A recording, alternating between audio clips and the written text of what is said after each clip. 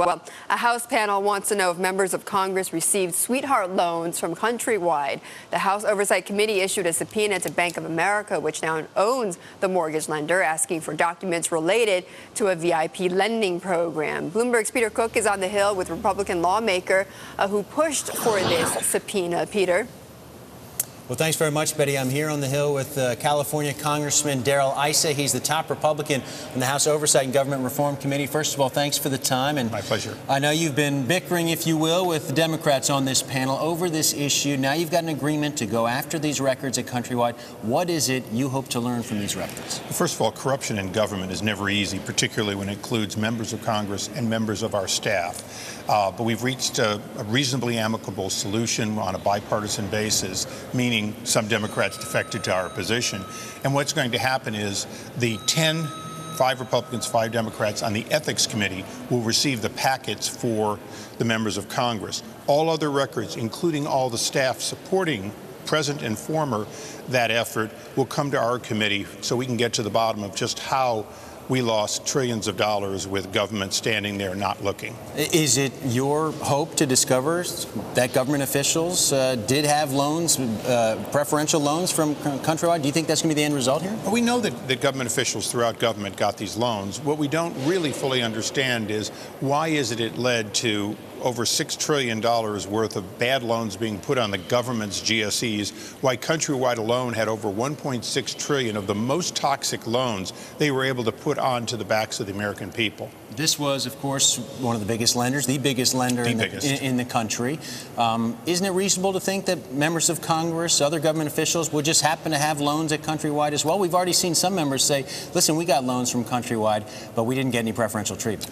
Well, if they got it from a specifically numbered account at Countrywide called the VIP section or Friends of Angelo, then we believe they knew, or at least most of them knew. Even the Senate Ethics Committee, although clearing the 2 senators of taking a bribe, if you will, didn't say that these were not, if you will, a special section. They just said that they didn't believe that in the case of Dodd and Conrad, they crossed the line on ethics.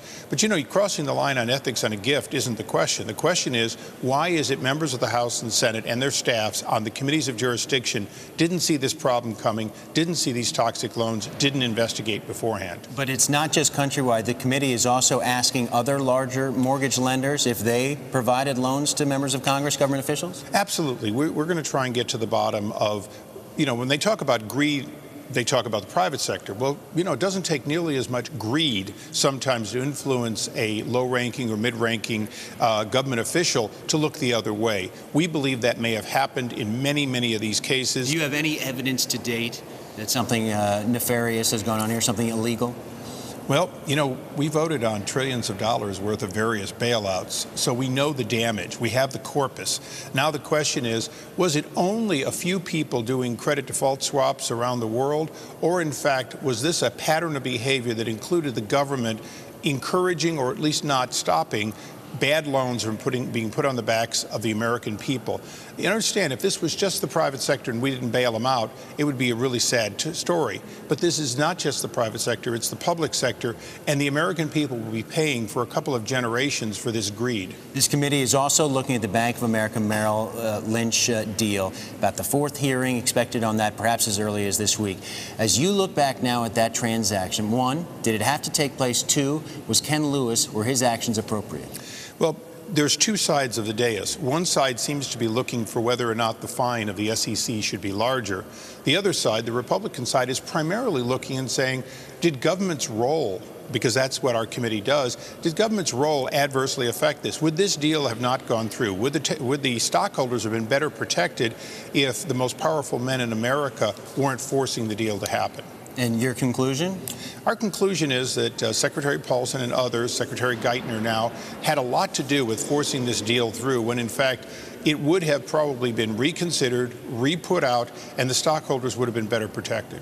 All right, Congressman Darrell Issa of California, appreciate your time. My Thanks pleasure. for joining us here on Bloomberg. A busy week in the House Oversight and Government Reform Committee. We'll be following it. Send it back to you, Betty. Okay, Peter, thank you.